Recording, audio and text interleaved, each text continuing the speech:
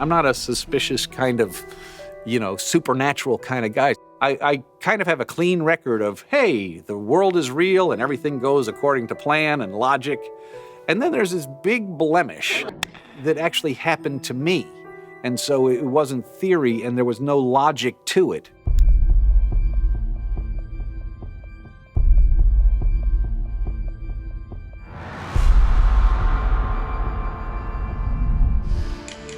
So this one leg of the trip was going to a part of England called the Moors. We're in the middle of the Moors, and there's a town, an exit or something, for this town called Whitacomb, to see the Whitacomb Church. And so we had a little bit of extra time, and so my wife and we said, let's pull into Whitacomb. So we pulled into this town, beautiful like town square. And when we got out of the car, we were nothing but optimistic, wide open for another charming experience.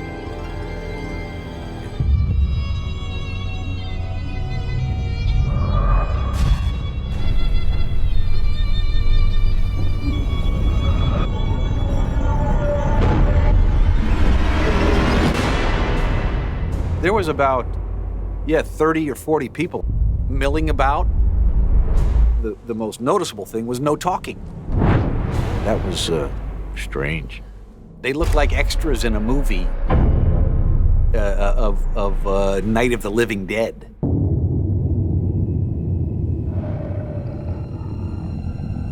And then as we started to become a little bit more aware of our surroundings, we saw that everybody was dressed in black. There was absolutely no color on the street of anybody walking around. The town was silent. And at this point, my wife and I decided to get out of there. We approached a woman who was standing by herself, and so figured maybe we wouldn't be interrupting her. She's all in black from behind with a kind of a veil thing over her head.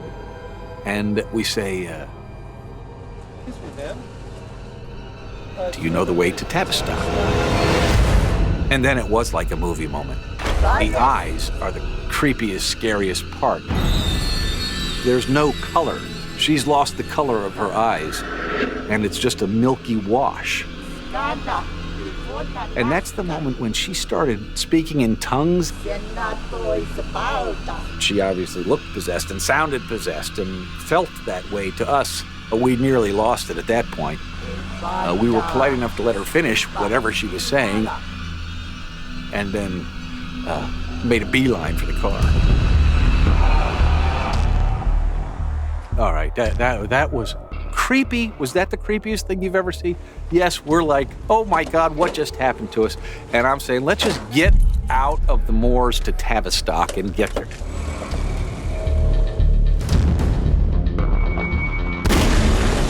And all of a sudden, kaboom!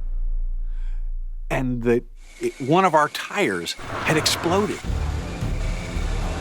The logical choice, we weren't that far. We were right at the town. We should go back and get the tire fixed. No, we're not stopping. We're not stopping, not until we get to that bed and breakfast.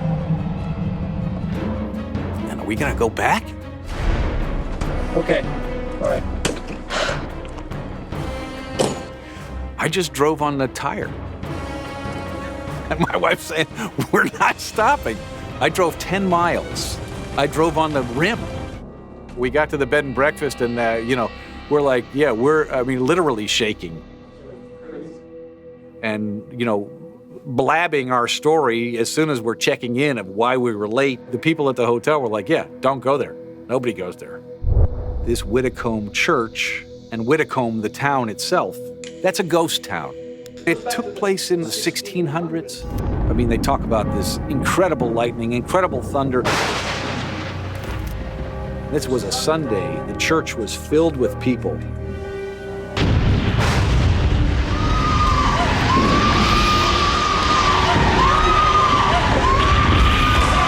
The building came down. Yeah, it was a massive destruction. That's a big wound for a town to absorb. And maybe they just haven't fully absorbed it yet. those people walking around were the spirits of those dead people. These people are in their own purgatory where they can't go and they can't stay, and they have to relive this tragedy. That's 30 years ago, and it's still very, very real to my wife and I. There is a spirit world out there. There is spirits. I believe there is.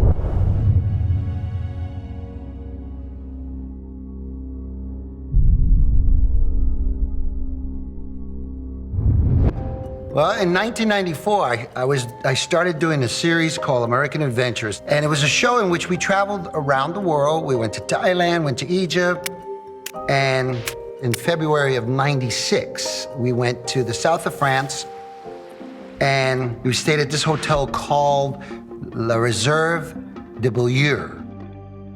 So we decided we're gonna do some horseback riding.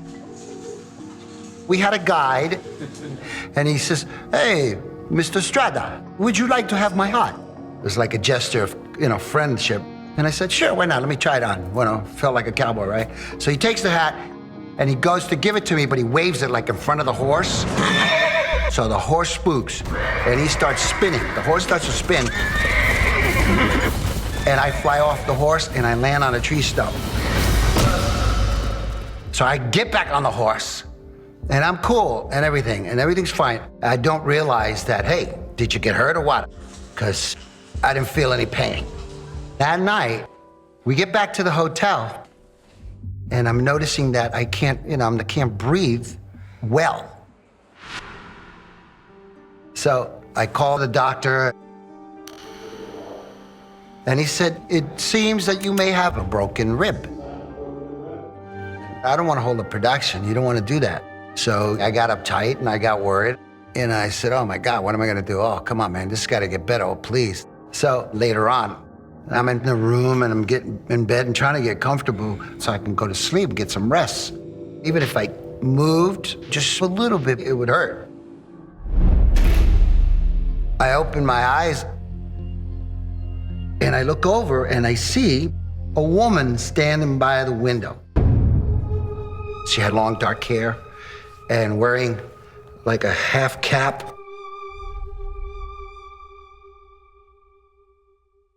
And then all of a sudden, I feel this sharp pain. It's just really bad, and I'm getting short of breath. I could have punctured my lung because I feel the pain. It scared me. I can't breathe, and it really hurts. The next thing I know, this woman that was by the window is now over me like this, looking at me like this, just looking down at me. She seems like a huge giant to me. And then she takes her right hand and puts it on the side of my rib cage, and then takes her left hand and puts it over my eyes. And then I hear, "Don't worry, you're gonna be fine."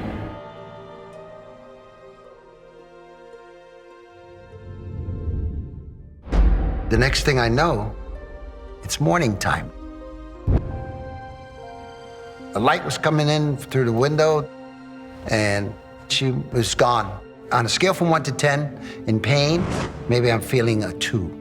I believe she really did something to me. She took the pain with her. She took it away. I go down to breakfast, and the rest of the crew, they're down there, and they were asking me, "How you feeling? How's your rib?" And I proceeded to tell them the story about the woman at the window and then coming over and putting her hand on my rib and covering my eyes and telling me, "Don't worry, you're gonna be fine."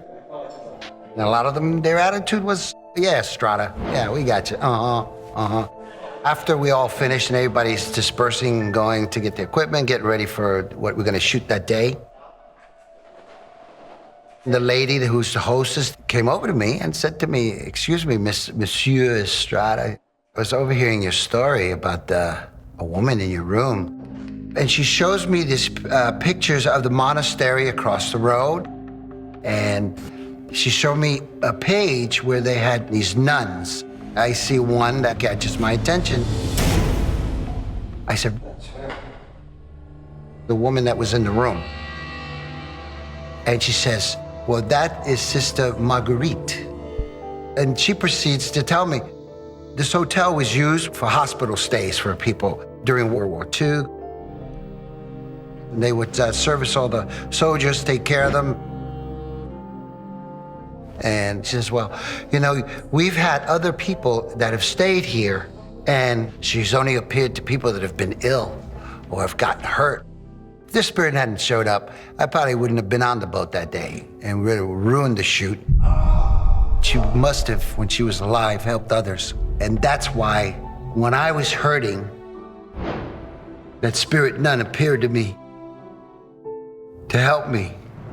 I'd never really thought about the paranormal very much. I didn't want to let it into my life, thank you very much.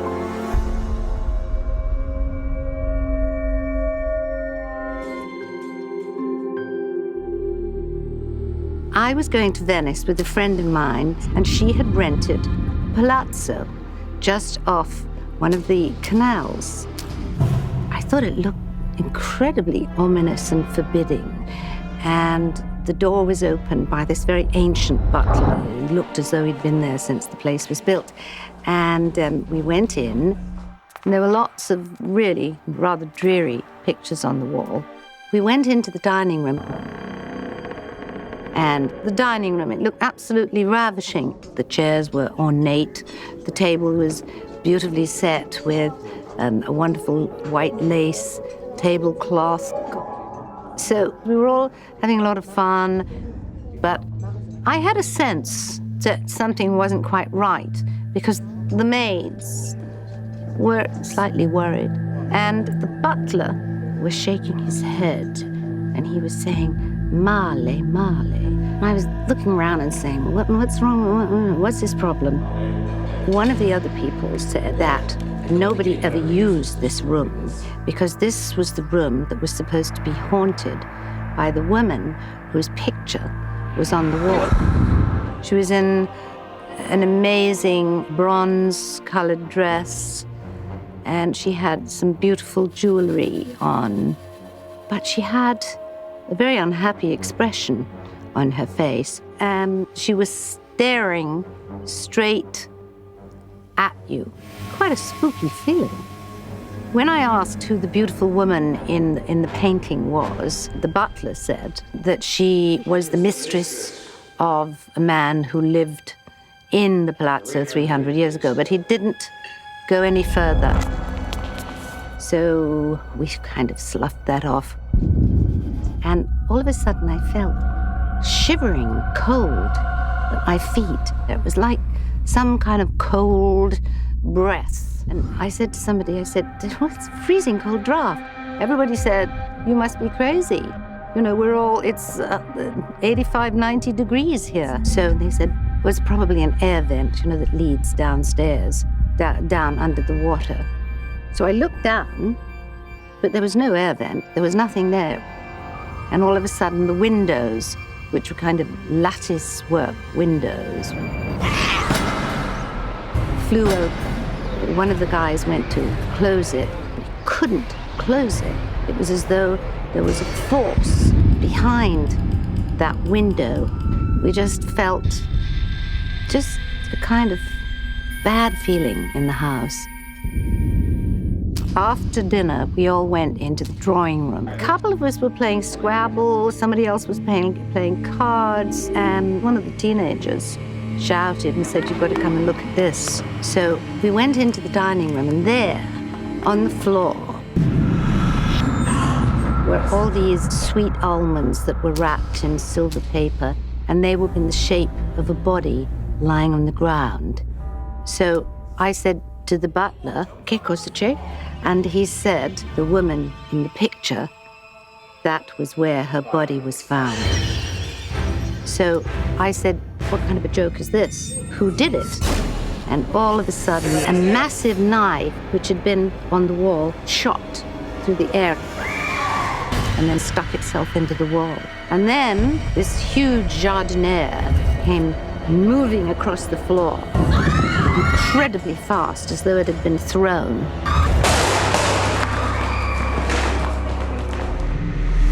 The butler was the one who told us that this woman had been murdered by her husband, who had accused her of adultery, and that he had stabbed her in the dining room, and she had fallen down where all those little candies had been placed, and that she, her ghost, came back.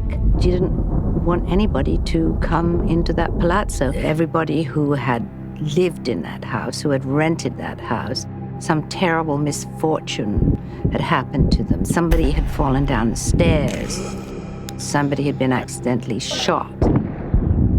She did not want us there. She did not want 12 people laughing and joking and drinking good wine and eating wonderful food, sitting at the dining table while she looked down in a fury. Ooh. I do feel that there is some sort of other side, that if there is a need to communicate, they find a way.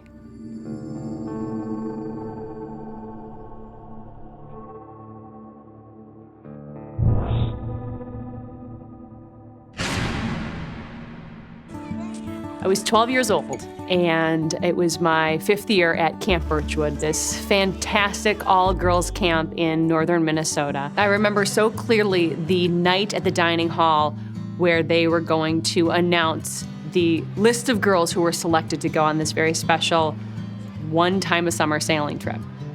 Samantha Harris. And we could not contain our excitement. So we get to the campsite.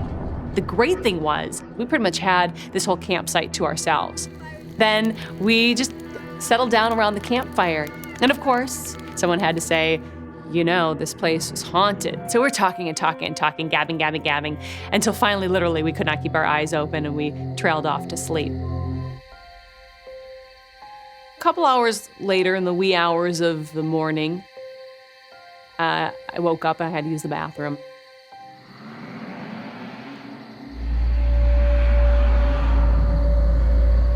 So I figured, oh, great, one of the other girls got up to go. So I unzipped the tent and stuck my head out, and I didn't see anybody.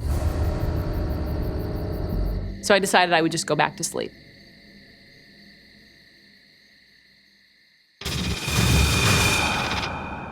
A little while later, I thought I heard this vroom, vroom, way off in the distance. And I felt like it was coming closer.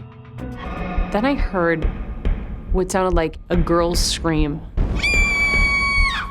Really high-pitched, the kind that just chills you to the bone.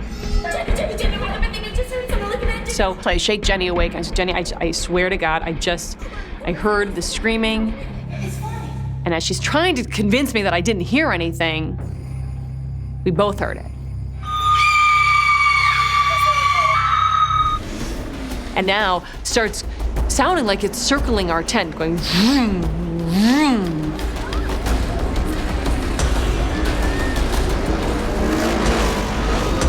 I mean, we were just holding on to each other the whole time, so scared. And we started to see some lights and shadows. So I figured, oh, thank God. I'm sure the counselors heard it too, it must be them. So we take a deep breath and Jenny and I stick our head just a little. We open that zipper and stick our heads out. And it was just silent, completely silent. No flashlights, no people, just dead quiet of the backwoods. I don't know if it was out of sheer terror, exhaustion, or what, we finally fell back asleep. And the next morning, the first thing Jenny said was, we can't tell anyone about this, ever. They'll make fun of us. When we got out of our tent, I gave Jessica a look, to look down. Encircling our entire tent were tire tracks. We found a couple of counselors that had been campers when they were really young. We said, oh yeah, we just got back from Leech Lake from the sailing trip. And they said, oh, you went to the haunted campsite. We're like, yeah. So, what else do you know about that? Oh, yeah, back in the 70s, there were some college kids from the University of Minnesota that decided to take a little weekend getaway, jumped on their motorcycles, girls on the back, guys driving, headed up to Leech Lake to go camping, and they were murdered.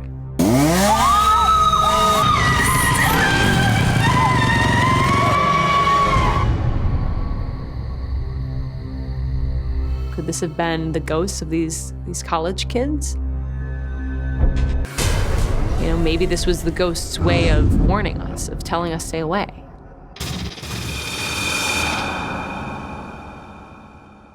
It's interesting, I've run into the girls, a couple of times over the years, and we've never mentioned it, never talked about it. I don't think I want to rehash it with them. It was that scary. I've always been open to the idea of ghosts and their presence. I'm pretty sensitive in terms of walking into a space and having sort of a gut instinct.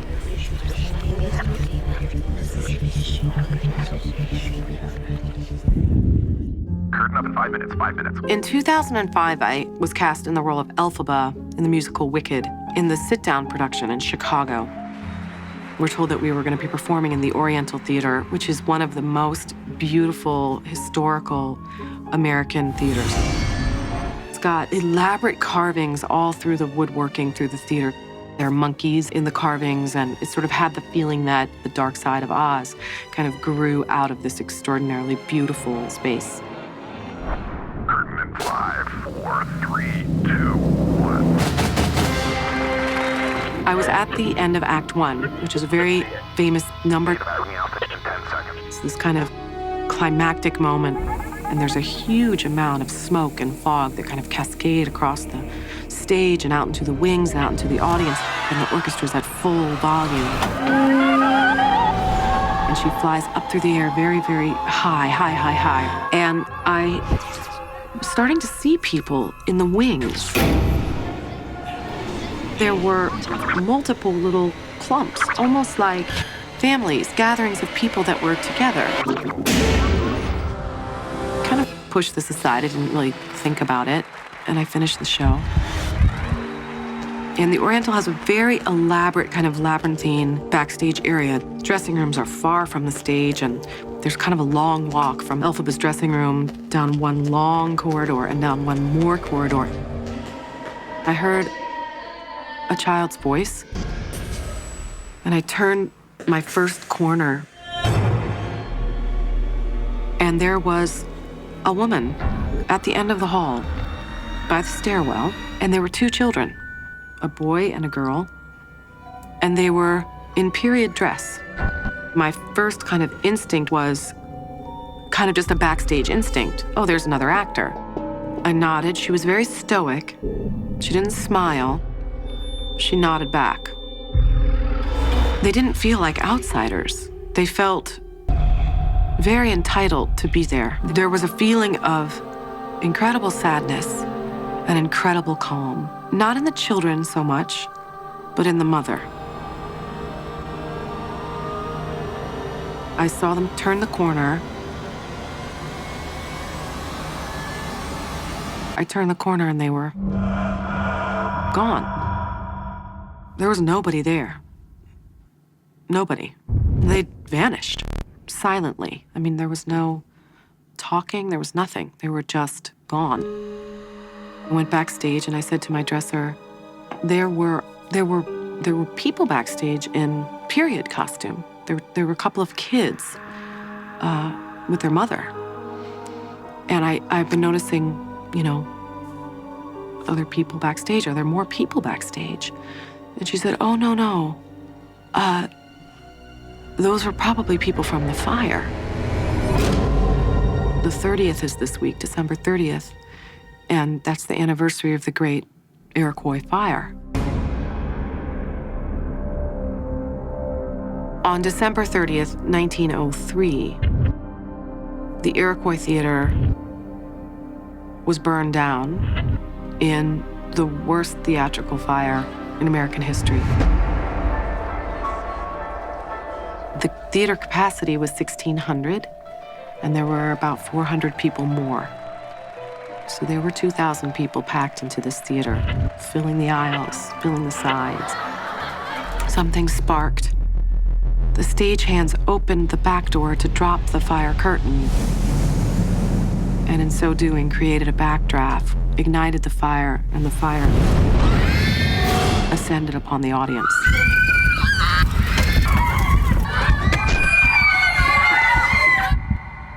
And everybody was trapped. During the mayhem, many, many people were evacuated to the back alley behind the Iroquois and died there. There were 600 people dead that day, and over 200 of them were children. It was a very terrible, terrible, terrible tragedy. The Oriental Theater was built directly over the site of the Iroquois. So we were joined nightly, I suppose, by really hundreds and hundreds of ghosts. And that's exactly who I'd seen. I'd like to think that Wicked kind of brought them back home. I guess people do spend their whole life waiting for ghosts. They just have to spend some more time in theaters because they're there.